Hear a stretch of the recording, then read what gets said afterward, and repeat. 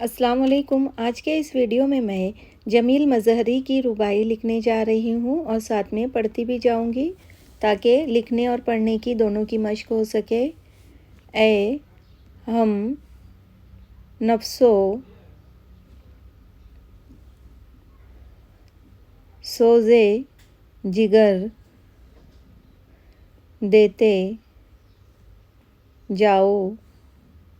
ए हम नफ्सो सोज़े जिगर देते जाओ, परवानों को एक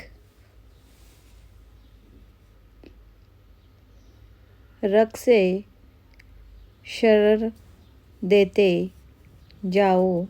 परवानों को एक रक़्स-ए शरर देते जाओ। तुम आके शबिस्तां में सहर क्या दोगे। तुम आके शबिस्तां में सहर क्या दोगे। तमन्नाए सहर देते जाओ। Jameel Mazhari. Thank you for watching my video.